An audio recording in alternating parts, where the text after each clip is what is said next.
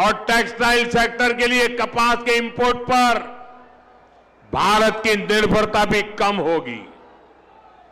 साथियों, बीजेपी का फोकस विकास पर, रोजगार निर्माण पर है, लेकिन कांग्रेस यहां क्या कर रही है, ये आप अच्छे से देख रहे हैं। देश के सिर्फ 3 राज्यों में ही अभी कांग्रेस के मुख्यमंत्री बचे हैं, सिर्फ 3 राज्य। कांग्रेस कहीं भी हो, इनका एक ही मॉडल है, पहले झूठ बोलो और फिर भूल जाओ। चुनाव जीतने के लिए आसमान से तारे तोड़ करके लाने के वादा करते हैं और सरकार बनने के बाद ये बहाने करने लगते हैं। साथियों, हिमाचल और कर्नाटका में कांग्रेस अपने वादों को भूल गई है। वहां की जनता कांग्रेस सरकार से बहुत परेशान है। यहां तेलंगाना में भी यही सब चल रहा है। साथियों, कांग्रेस की प्राथमिकता जनता की सेवा करना नहीं है। कांग्रेस अब देश बांटने वाली नफरती राजनीति का मुख्य आधार हो गई है। कांग्रेस लेफ्ट पार्टियों से भी ज्यादा लेफ्ट यानी पक्की और विकृत माओवादी हो गई है और मुस्लिम लीग से ज्यादा कट्टर वो मुस्लिम लीगी बन गई है। इसलिए लोग कांग्रेस को एमएमसी यानी मुस्लिम लीगी माओवादी कांग्रेस कह रहे हैं। ये मुस्लिम लीगी माओवादी कांग्रेस है। साथियों, देश को माओवादी आतंक के कारण इतना नुकसान हुआ है, तेलंगाना को भी बीते दशकों में माओवादी आतंक के कारण बहुत कुछ भुगतना पड़ा। माओवादी आतंक इतने वर्षों तक इसलिए देश में चलता रहा क्योंकि कांग्रेस और लेफ्ट जैसे कुछ राजनीतिक दलों ने इसको लगातार वैचारिक हवा दी।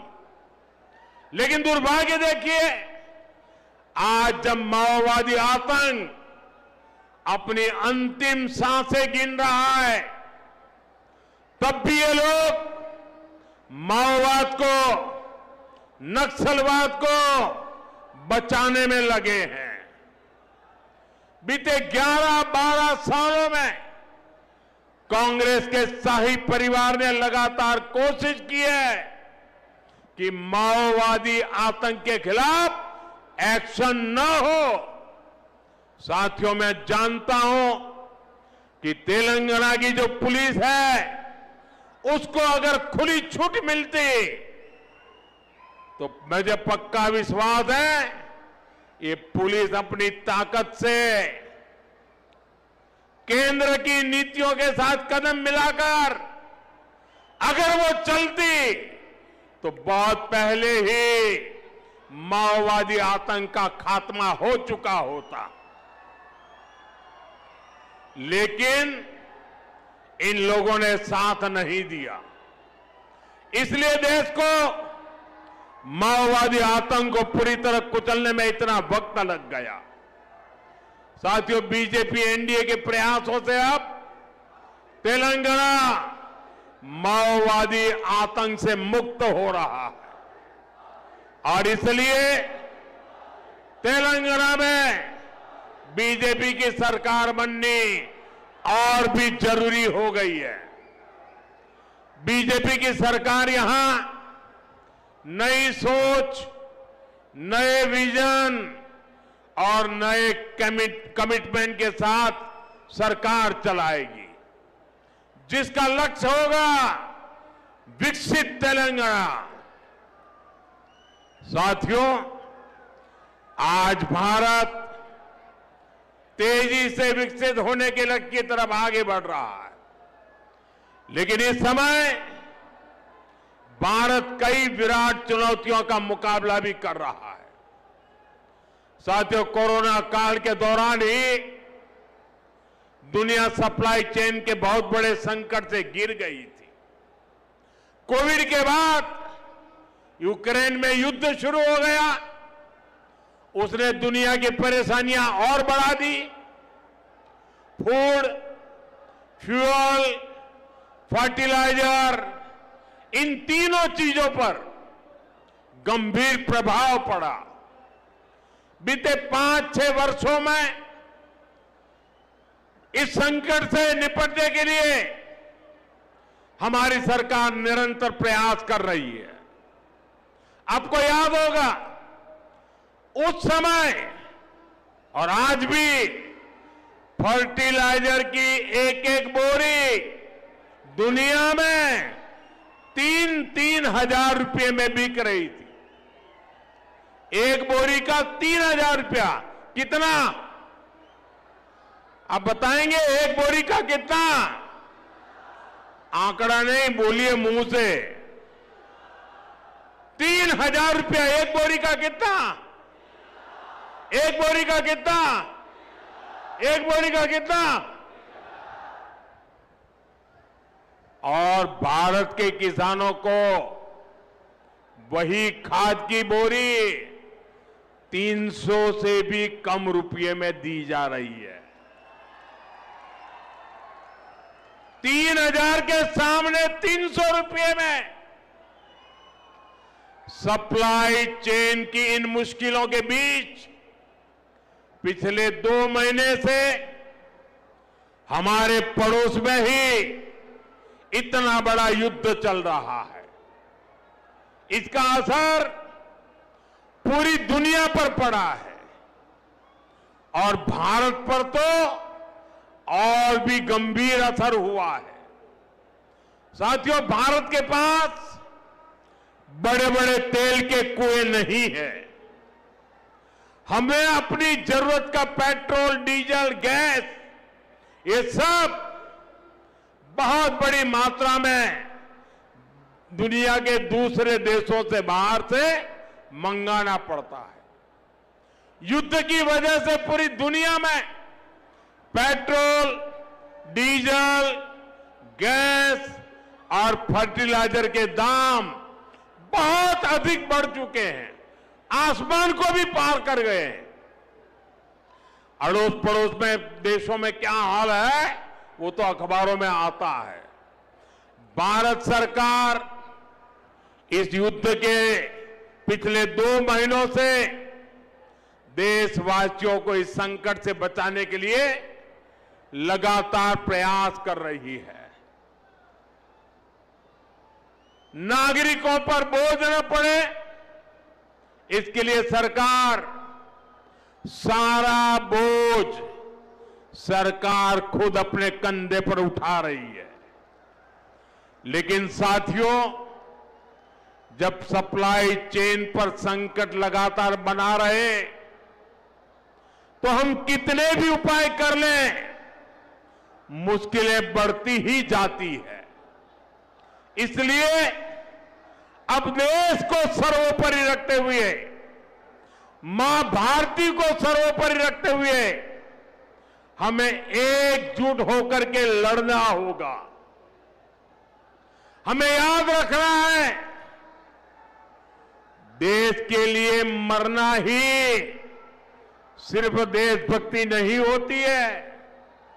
देश के लिए जीना और देश के प्रति अपने कर्तव्यों को निभाना, वो भी देशभक्ति होती है।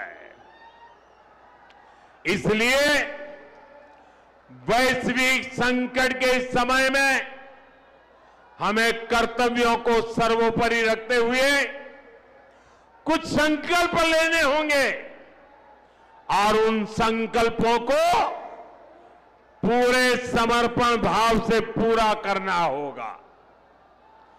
जैसे एक बड़ा संकल्प है पेट्रोल डीजल का संयम से इस्तेमाल करना। साथियों, हमें पेट्रोल डीजल का उपयोग कम करना होगा। शहरों में जहां मेट्रो है वहां हम तय करें कि हम मेट्रो का ही उपयोग करेंगे, ज्यादा से ज्यादा मेट्रो में ही जाएंगे। अगर कार में ही जाना जरूरी है तो फिर कार पूल करने का प्रयास करें और भी लोगों को साथ बिठा ले। अगर हमें कहीं सामान भेजना हो तो कोशिश करनी है कि वह ज्यादा से ज्यादा रेलवे गुड्स के जो ट्रेन होती है रेलवे की सर्विसेज से भेजे, ताकि इलेक्ट्रिक रेलवे होने के कारण पेट्रोल डीजल की जरूरत नहीं पड़ती है। जिन लोगों के पास इलेक्ट्रिक व्हीकल है वो भी कोशिश करें कि इलेक्ट्रिक व्हीकल का ज्यादा से ज्यादा उपयोग करें। साथियों, हमने कोरोना के समय में वर्क फ्रॉम होम की, ऑनलाइन मीटिंग्स की, वीडियो कॉन्फ्रेंस की, ऐसी अनेक व्यवस्थाएं विकसित की और हमें आदत भी हो गई थी। आज समय की मांग ऐसी है कि उन व्यवस्थाओं को हम फिर से शुरू करें तो वो देश हित में होगा। Work from home, online conferences, virtual meetings, इनको हमें फिर से प्राथमिकता देनी है। साथियों, आज जो संकट है उसमें हमें विदेशी मुद्रा बचाने पर भी बहुत जोर देना होगा, क्योंकि दुनिया में पेट्रोल डीजल इतना ज्यादा महंगा हो गया है, पहले से कई गुना ज्यादा कीमतें बढ़ गई है। तो हम सबका दायित्व है कि पेट्रोल डीजल की खरीद पर जो विदेशी मुद्रा खर्च होती है, पेट्रोल डीजल बचाकर हमें वो मुद्रा भी बचानी है। इसके लिए हमारे छोटे छोटे प्रयास भी देश की बहुत मदद कर सकते हैं।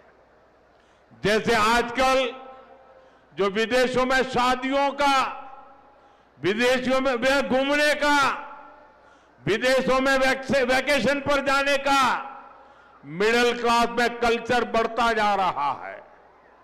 हमें तय करना होगा कि जब ये संकट का काल है और हमारी देशभक्ति हमें ललकार रही है, तो कम से कम एक साल के लिए हमें विदेशों में जाने की बातों को टालना चाहिए।